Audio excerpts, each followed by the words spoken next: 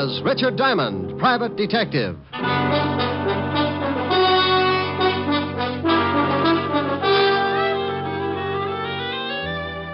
Hello there, this is Diamond. You know, I like to say that. Hello there, this is Diamond. I don't know why. Maybe it's just because I say it all the time. Hello there, this is Diamond. You know, I think it sounds kind of, well, pretty bad. Of course, I'd rather say, hello there, this is I've got a sponsor, Diamond, but that's silly, too, because if I had a sponsor, I wouldn't have time to say, hello there, this is Diamond. I'd be overshining his shoes. Confused? Well, so am I. Want to get really mixed up?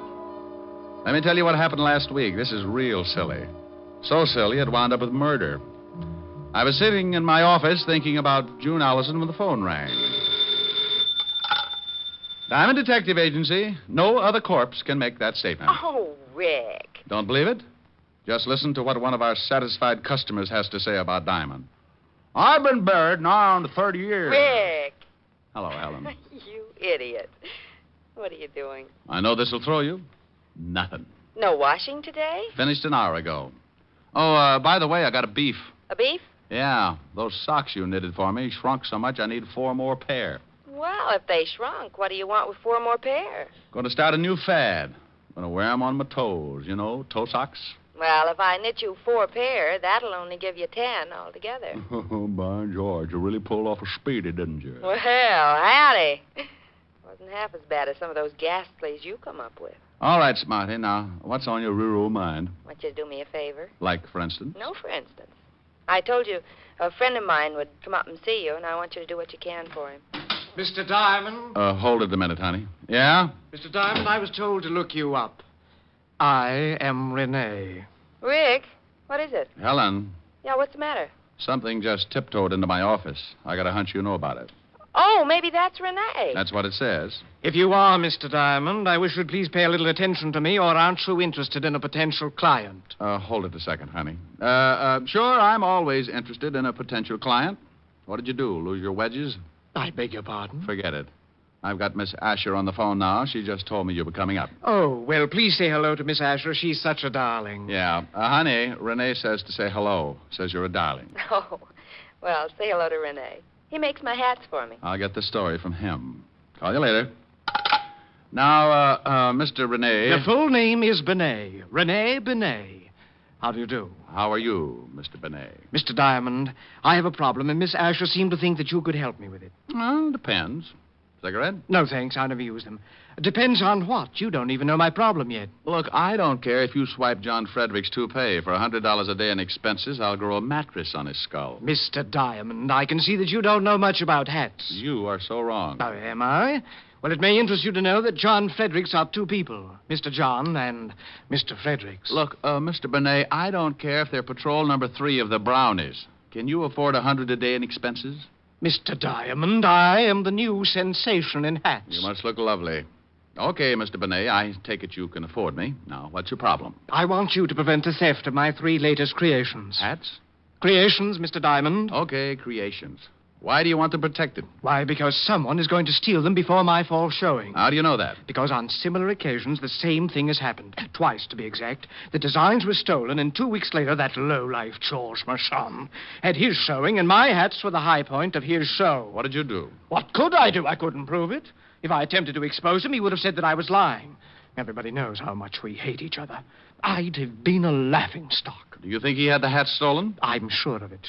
And I'm also sure that someone in my salon is responsible for the actual theft. You know definitely? No. No, but I suspect my partner, Gerald Winters. He's always been jealous of my ability. Mr. Diamond, couldn't you open a window or something? It's frightfully hot. Oh, it's the air conditioning. I keep a bag of red lip jumbos up in the vent. Sometimes they get stuck. Red lip jumbos? Pistachio nuts. You like hats? I get hung up on pistachio nuts. Perhaps you should see a psychiatrist. I did. What happened? I sent him 5 pounds of pistachios just yesterday. Oh. Oh, well, here's my card. I'll see you at my salon, Mr. Diamond, in about an hour. Oh, and something else. I don't want my partner or the help to know that you're a private detective. What am I supposed to do? Buy a hat? Well, I'll tell them that you're a designer from Hollywood. That way, whatever you say will be all right. See you in an hour.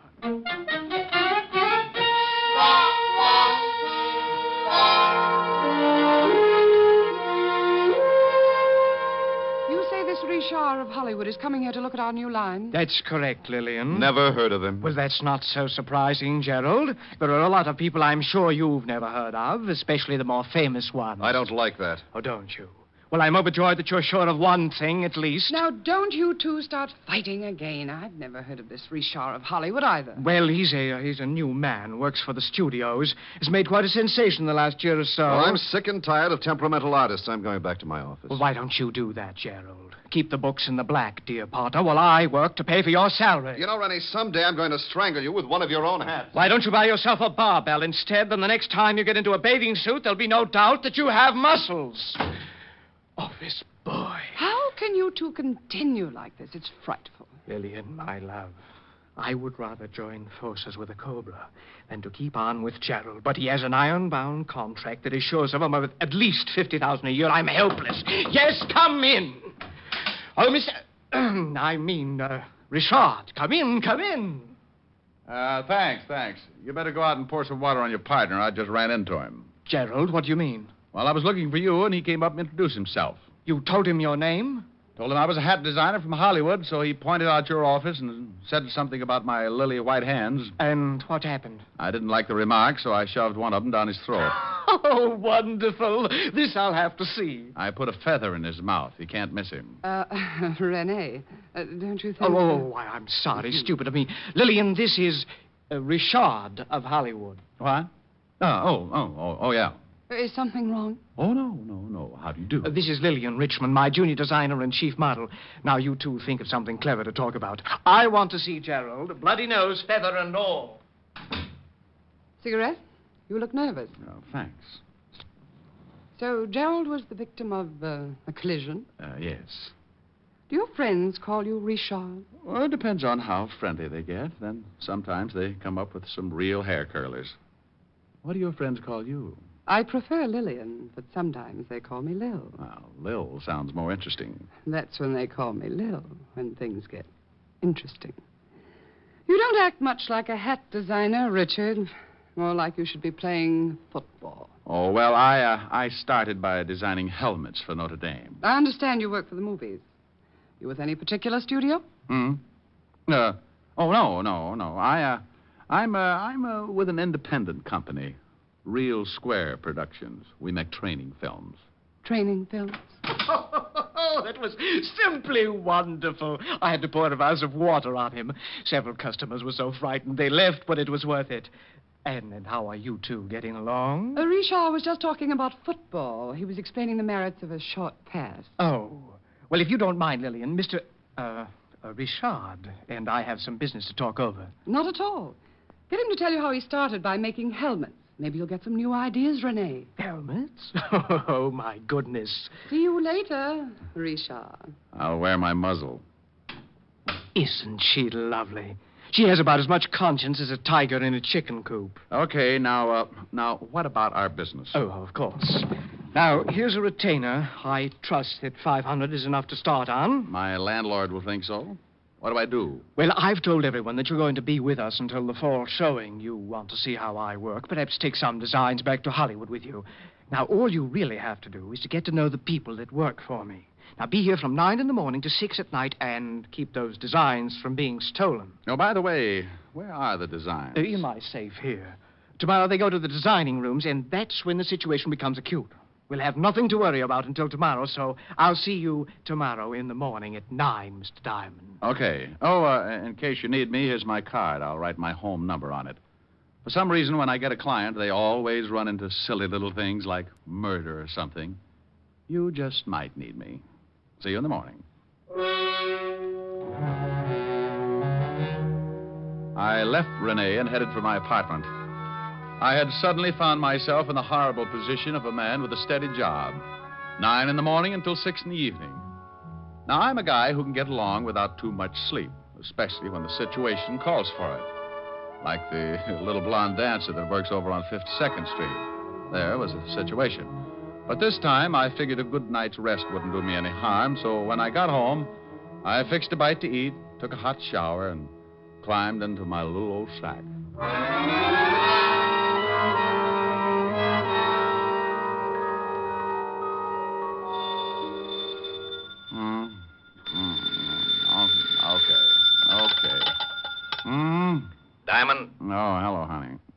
stop that. Wake up. What? Oh, no. Who is it? It's Lieutenant Levinson. Well, bully for you. What time is it? It's 4:30 in the morning. Goodbye, Walt. Now, you wait a minute. I'm just trying to make things easy on you. And what was that hello, honey, for? Oh, I was dreaming. What do you mean, make things easy for me? At 4:30 in the morning, nothing's easy. I wanted to let you get here under your own steam. I know what a shock it'd be if I sent Otis down there to drag you out of bed. Oh, yeah. Horrible. That old lady ate the fire. The Dracula was loose again. Hey, what do you want me there for? Well, I know you won't be surprised, but there's been a Rittero killing. Well, so what? So you're mixed up in it. Now get down here. Now, wait a minute. Who's dead? A guy named Bennet, auto accident. Rene Bennet? Yeah, I guess that's the way you pronounce it. You see, Otis, you mallet head, you were wrong. It's pronounced Bennet, not Benny. That idiot was calling him Rene Bennet. Walt, how did you know I was working for Bennet? Your card was found in his pocket. I'm at 125th Street, so come on up as fast as you can. Well, as soon as I get my football helmet off. Football helmet? You sleep in a football helmet? Well, I do. Don't you? Bye. I left the apartment and took off the address Walt had given me. It was way uptown on Riverside Drive. It was cold, and the fog had begun to drift in. I found Walt over near the prowl car, and he briefed me. Rene Bennet had been killed in an automobile accident.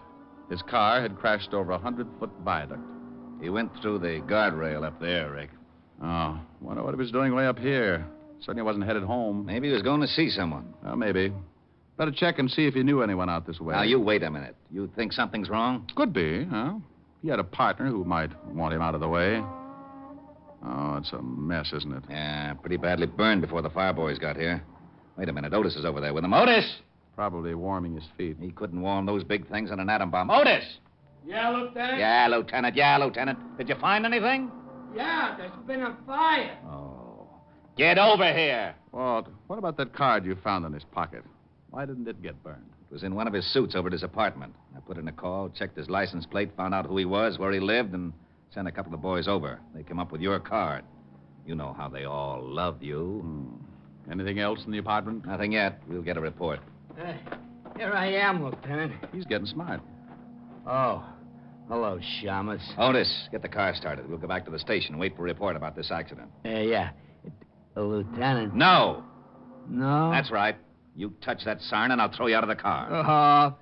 Guy can't have any fun anymore.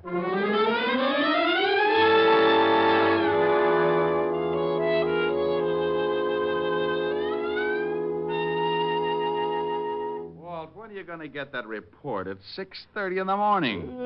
I know it's 6:30. I always yawn like this when it's 6:30. Oh, maybe this is it. Yeah? I got that report, Lieutenant. Take the marbles out of your mouth. What did you say? Oh, yeah, sorry, I'm a little sleepy. Maybe you'd like me to sing you a lullaby. Oh, that'd be silly. Well, then make sense. I got that report. Benny, Bennet. Okay. He died from the fire. Autopsy showed he had a slight concussion, but not serious enough to kill him. What about the car? It wasn't tampered with. There was something funny, though. A steering wheel was smeared like someone had been wearing gloves. No prints. Benny didn't have on any gloves. How'd the fire start? Cigarette in the upholstery. Cigarette in the upholstery. Okay, Otis, I'll call you if I need you. Go on back to sleep. Did you hear? Yeah. Bennet was murdered. What makes you so sure? Walt, Otis said he had a slight concussion, but not enough to kill him, right? Okay. You going to tell me that he was unconscious the whole time it took that fire to start? Ordinarily, a cigarette smolders a long time. Then why didn't he get out of the car? Because he didn't have time to wake up. Someone helped that fire along, got it burning in a few minutes, and then pushed the car over the viaduct. Ah, that isn't enough. Okay. How's this, then? Bennet didn't smoke. Now, that I'll buy. But how do you know? He told me. I offered him a cigarette in my office this morning. Well, who do you think did it? Well, I know he had two enemies. His partner, Gerald Winters, and another hat designer, George Marchand. I'll have them picked up. No. Let him alone for a while. Huh? Let's have some breakfast first, and then go down to Rene's salon when it opens.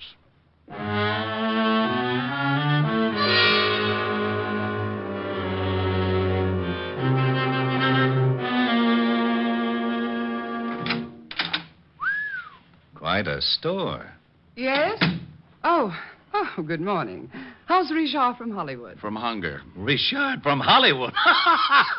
All right, Walt. Oh, I wish Otis was here. He'd love this. Well, whose side are you on? Now, Walt, this is Lillian Richmond, Walt. Lillian, this is Lieutenant Levinson. Lieutenant? Homicide. Oh, well, I hope he's just in to buy a hat for his wife. I'm not married, Miss Richmond. Well, to buy a hat. Lillian, I just called Rene's apartment to... Oh, what do you want? Walt, this is Gerald Winters. Who split his lip? He ran into a fist. Where were you between 3 and 4 o'clock this morning, Mr. Winters? What do you want to know for? Gerald, this is a lieutenant from Homicide. I think maybe something's happened. What could have happened? I was in bed from 11 o'clock till 8. Besides, what's a policeman doing with the great Richard from Hollywood? Did someone see one of his creations and strangle to death? Where were you around 4 this morning, Lillian? Also in bed, but I can't prove it. Why? Benet's been killed. What? You don't seem too upset, Mr. Winters. No? Well, you're right. As a matter of fact, I'm not. How did it happen? Car went over the viaduct, burned to death. Well, then why ask us where we were? It was an accident, wasn't it? No, it was not an accident. Mr. Winters, what happens to you now? You take over the firm? Well, yes. It all goes to me. I think you'd better come down to the station. Answer a few questions. Oh, no, you don't. Well, this is absurd. I hated Rene, but I'd never kill him. Rick, do me a favor and go over to this George Marchand. Talk to him until I can send Otis down to pick him up. You aren't a hat designer, are you? Bingo. You win another split lip. No, not. Lay off him, Rick. Come on, Mr. Winters. Let's go. I knew he wasn't. I just knew that man couldn't be famous in Hollywood or anywhere else. Well? Mm-hmm. Police? Private detective. The name's Diamond. Mm-hmm. Did you ever play football? Yeah. Stop back after you see Marchand. I'd like to find out more about the game. Strong line and a good backfield. You've played it.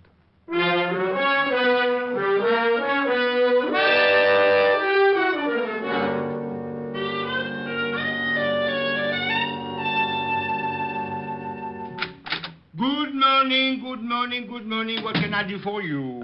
George Marchand? Yes.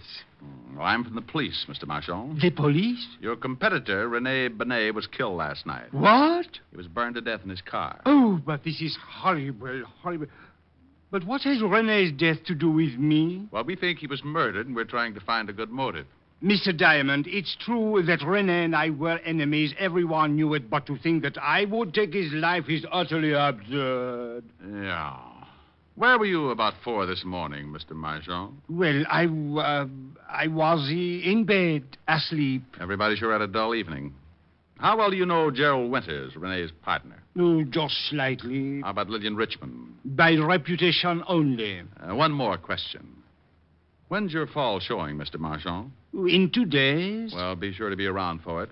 The police get very unhappy if a murder suspect catches the first plane for the border. Murder suspect? See you later, Mr. Marchand. I left Marchand counting his pulse and wondering just how much I did know.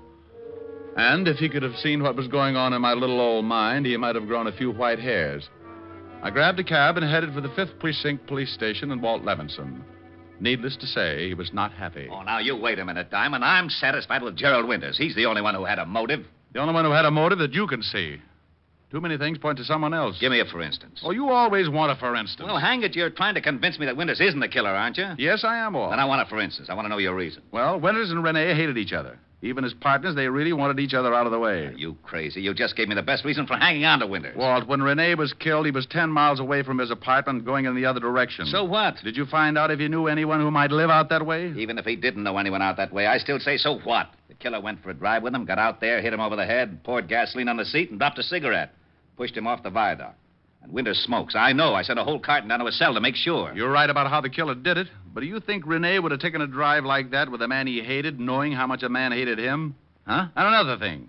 It was pretty warm yesterday and last night, wasn't it? It certainly was. Lousy weather. Okay. The killer wore gloves. Isn't that a little strange on a warm night? So he slipped on some gloves. Didn't want to leave any fingerprints. No. The killer was driving. The report said there were absolutely no fingerprints on the steering wheel. If Rene was in the driver's seat, there would have been a few of his anyway. We couldn't tell whether he was in the driver's seat. He could have been thrown aside when the car crashed. But I don't get this glove angle. You want to catch a killer? Now, what kind of a remark is that? Well, come on. Oh, where are we going? Down to Rene's shop. We can get in through a window I noticed in the alley. There are some designs in his safe, and Walt, the killer has to get them out tonight.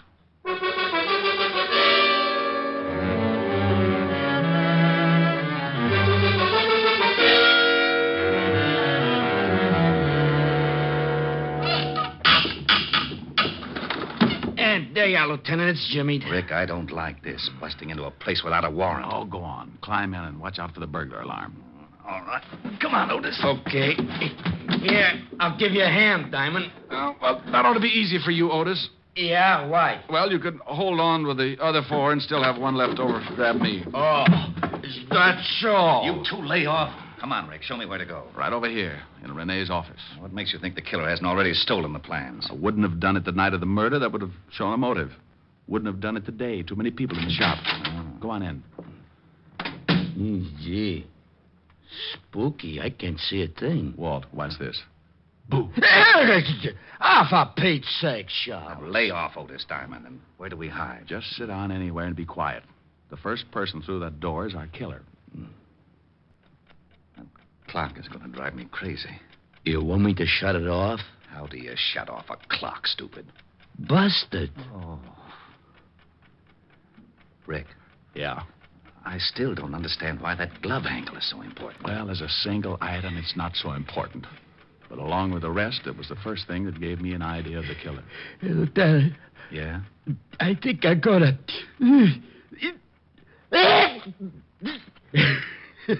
I did. Oh.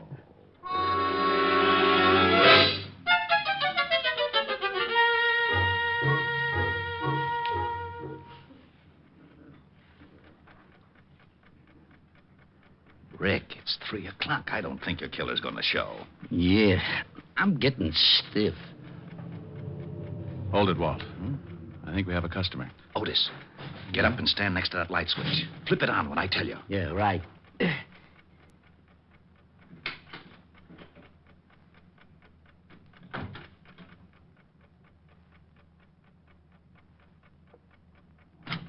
Okay, Otis. Oh, hello, Lillian. Oh, you startled me. What's this all about? What are you doing here? Waiting for you. For me? I don't understand. I was just coming over to pick up some of my sketches. I forgot them this afternoon. So you waited until 3 in the morning? I had a date. Yeah. Otis, go out and drag in her date. Now, you wait just a minute. I don't know what this is all about, but Go you've ahead, no Otis. right to... All right. Mr. Diamond, would you mind telling me what this is all about? Sure, Lever. Point by point, it goes something like this. Rene Bennet was killed by someone he knew and trusted.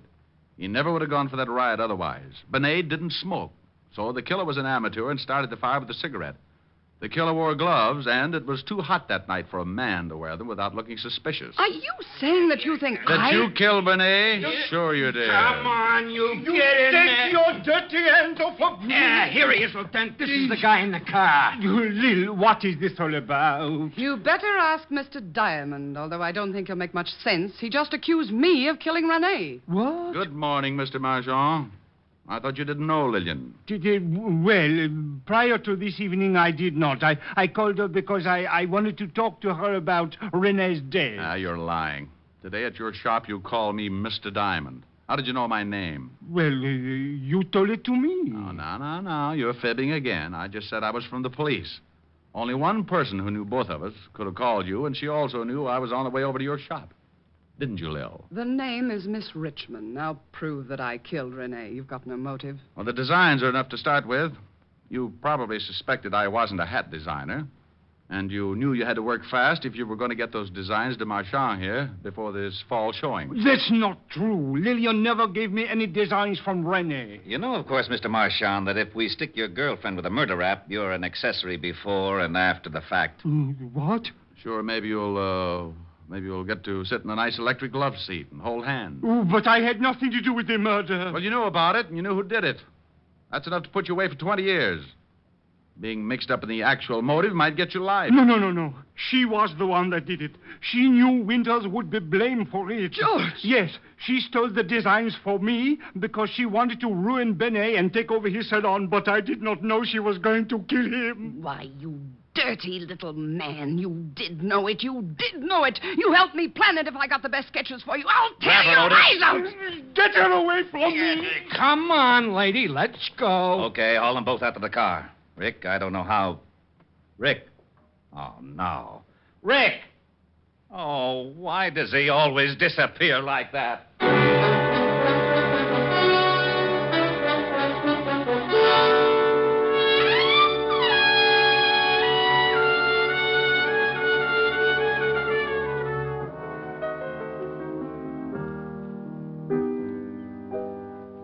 Rick, what's that you're playing? That's a new thing. Kind of pretty. Don't Cry Joe. Well, sing it. All right, but you know that gripey neighbor in the other apartment building. Oh, don't pay any attention to him. You don't hear any of the other tenants yelling for you to shut up. Well, maybe they're not as forceful as the Grouch. You see, honey, I got a couple of letters. Letters? Mm-hmm, from the people in that building. Most of them like the singing, but a couple feel the same way the Grouch does. Well, there's only one way to find out what all the people in the building think. How's that? Open the window and sing so they can all hear you. Okay, I'll buy it. You open the window. Don't you think maybe this is silly? Rick, I like you to sing when you come over here, but I don't want you to do it if no one else does. Now, go ahead. Okay. Don't cry, Joe. Let her go, let her go, let her go. Don't cry, Joe. Let her go, let her go, let her go. You've got to realize this is the wind-up. You'll feel much better once you make your mind up. Don't cry, Joe. Let her go. Let her go. Let her go.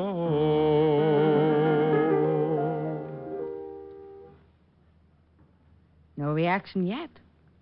Maybe they all took poison. Well, give them time. We'll find out soon enough. I guess so. Come on, let's go to the kitchen and case the icebox.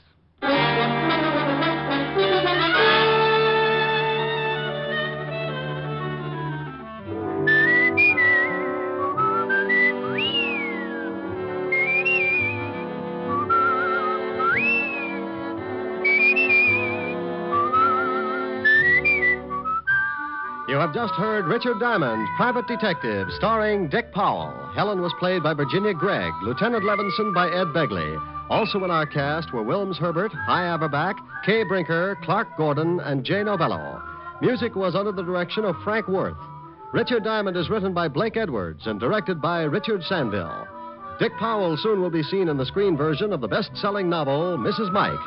Now, this is Eddie King inviting you to be with us again at the same time next week, when we will again bring you Dick Powell as Richard Diamond, Private Detective.